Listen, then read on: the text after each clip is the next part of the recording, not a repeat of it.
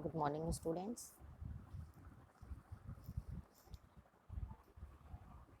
In the last lecture, we were discussing about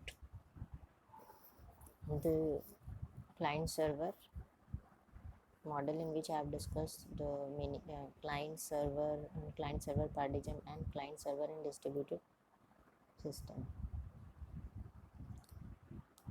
So today I'm going to discuss client server paradigm issues. Some of the client server paradigm issues are a service session, which I have discussed in the last lecture also, the issues of the client server paradigm, service session, protocol for a service, inter-process communication, and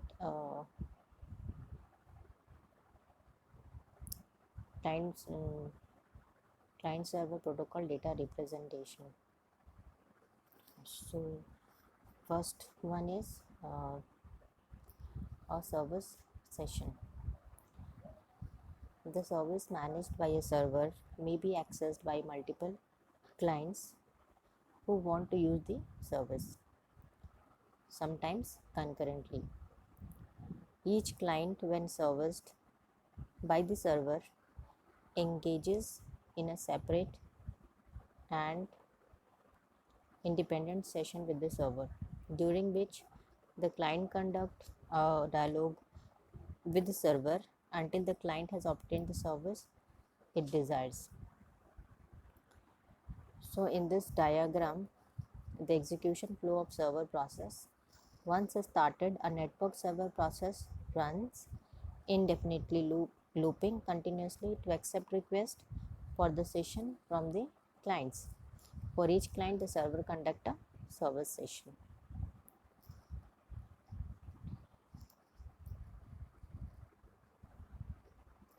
Next is the protocol for a service. So a protocol is needed to specify the rules that must be observed by client and server during session of the service. Such rules include specification on matters such as how the service is to be located, the sequence of inter-process communication, and the representation and interpretation of the data exchange. So locating this service, this is a mechanism must be available to enable a client process to locate server for a given service. In this simplest, the service location is static and can be identified using the address of the server process. In terms of the host name and protocol port number assigned to the server process. This is the scheme used for internet services, where each internet services is assigned to a specific port number. Some of the well-known services are FTP, HTTP, Telnet is assigned a default port number that is reserved for each internet host for the service.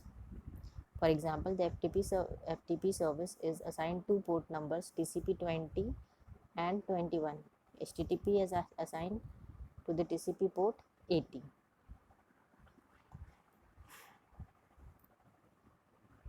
So at the higher level, a service may be identified using a logical name registered with the directory or a registry. The logical name will need to be mapped to the physical location of the server process. If mapping is performed at the runtime, then the service location will be dynamic, which is said to be location transparent. So inter-process communication and event diagram. So in the client-server model, the interaction of the processes follow a request-response pattern, which we have discussed earlier also. During a service session, a client makes a request to the server, which replies with a response. The client may make a subsequent request followed by a reply from the server, and this pattern may repeat indefinitely until the session is concluded. For example, if we are requesting a page from the server, suppose we are accessing a mail server gmail.com, we are requesting some page. So what we used to write, we used to write the URL and हम लोग जैसे enter press करेंगे it the request goes to the server and the server responses us by sending that Gmail वाला page. So हम लोग we can continue this. जितने भी हम लोगों को रिक्वेस्ट देने हैं वन बाय वन हम लोग प्लेस कर सकते हैं request and each requested is response by the server to the client. So in this diagram, client is requesting to server and server is responding to the client. The red arrow is showing the request process and the blue arrow shows the response process. So we can have n number of request and response. जब भी हम लोग request place करेंगे तो हम लोगों को we should wait for the response. ठीक है, जबकि वो उसके बाद हम लोग before it can proceed further. For example, one of the simplest network service is the daytime service whereby a client process simply obtain a timestamp, the time of a day on the server host from the server process, translated into plain English, and the dialogue during a service session of this protocol proceed as follows. Suppose client, hello, may I have time complete?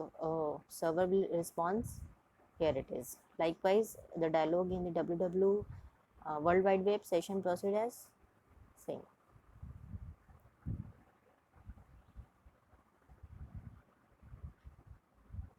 So dialogue in each session follows a pattern prescribed in the protocol specified for the service. Among the other things, a specification defines the sequence of inter-process communication between the client and the server.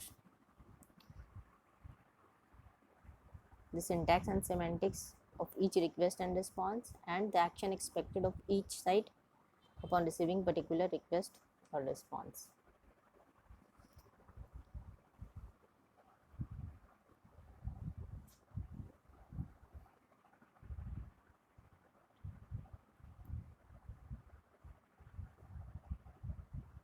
Next one is